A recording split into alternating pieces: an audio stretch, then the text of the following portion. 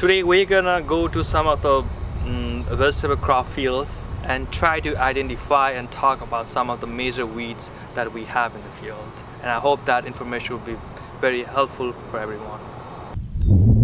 Okay, today we are in the pepper field. This may not look like a pepper field, but this is actually a pepper field because we have a lot of weeds that's covering the pepper plants, and now we're at the point that we just gave up on the pepper and we're just gonna mow the field. And I'm gonna talk about some of the basic weeds in the vegetable crops, because a lot of times I get these questions like, what are the weeds in squash, what are the weeds in the pepper, or what are the weeds in strawberry? And actually we don't have that kind of classification for the weeds, and mostly we have the classification of weeds based on their growth habit. And so based on the growth habit, there are three different kind of classification mostly. One is the grasses from the grass family, other are the sages, Cyperaceae family, which kind of looks like grasses, but they are different from the grasses. They have this triangular shaped base structure that distinguishes it from the grasses, and other are the broadleaf weeds.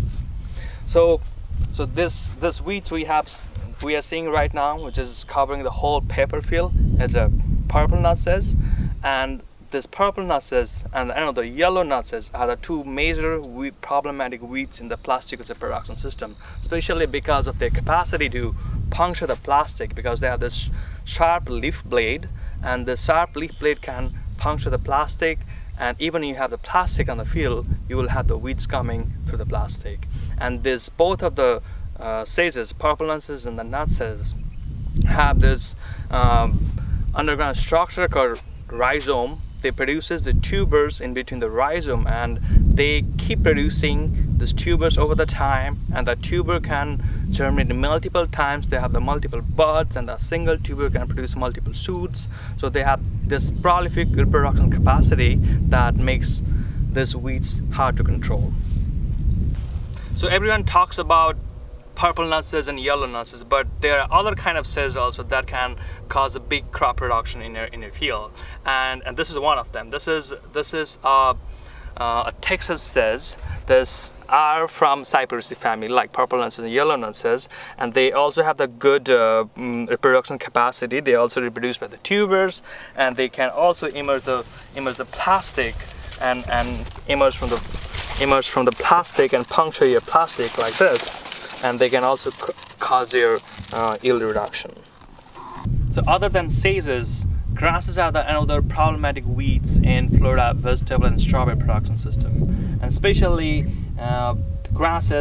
problematic grasses we have here, the goose grasses and the crab grasses, because they mostly germinate from the planting holes or any kind of tears you have in the plastic. For example, you can see this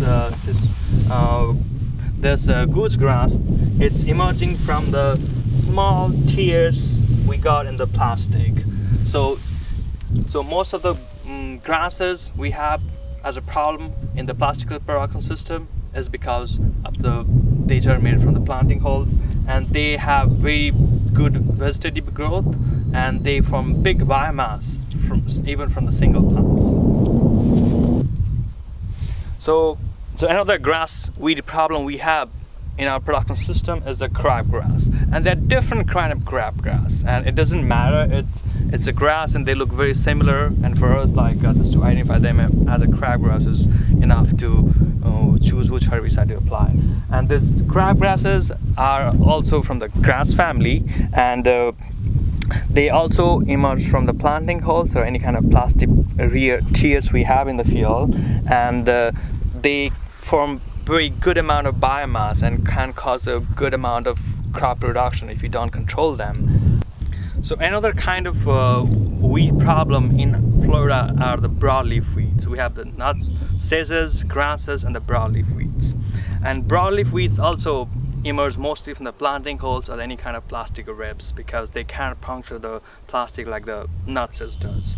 So most problematic broadleaves in our production system here are the parsley. Right now we have the Brazilian parsley. You can see them on the lawn, on the roadsides, and they are problematic weeds in the production system as well. And we have another Florida parsley, which looks very similar like this, but they are from the same family, from the same genus Richardia. And we have another broadleaf weeds. This is a ragweed. This is coming from the row middle actually, and they can also emerge from the planting holes. And these ragweeds can be really tall. They can be taller than us, and a lot of times, especially if they come from on the row middle, and if you don't clean the row middle, you may have a problem running the equipment in the field and doing any kind of practices in the field. And the ragweeds has a good things also. They were used by the Native Americans as tea for the laxative, and it has a good medicinal value. But when it comes to the agriculture production system, where you don't want these crops to grow, and they are considered as a weed. And we have another broadleaf weeds. This is diamond flower, and it's also coming from the planting holes. And it's not that much a big problem, but also you don't want these weeds to grow in your plastic also. And another broadleaf weeds you can see here is a pink purslane. This is kind of an ornamental flower. It's not flowering right now, but it produces really beautiful flower, pink color flower, and this can be used as a vegetable crops also. Although they are weeds right now, but there are a lot of South American dishes they use purslane as a vegetables, and they really have a good nutritional value. So I think we already showed this weed as a diamond weed, like old world diamond flower, and they sprawl and they form this mat-like structure. And we have another weed that looks very similar to it. It has a sprawling growth habit, but it has a bigger leaves, and they also form the mat-like structure. They are also broadleaf weeds. They come from the planting holes. They are the weeds in turf grasses actually. I think both of them are good problems in turf grasses, but they are the bigger leaf structure. So this is also another kind of weed that you will see in your field. Old world diamond flower and the carpet weed. Now we're in the watermelon field. This is actually not a current watermelon field. It was a watermelon field, and it just recently been terminated with KPAM. They're trying to clean the field, and just wanted to show you another nutsedge problem. Like we talk about purple nutsedge, and this is the yellow nutsedge, and this is from same family, Cyperaceae family, and the sedges with the triangular stem. And only the difference between purple and yellow is like a purple had a purple top head flower, and this has yellow flower.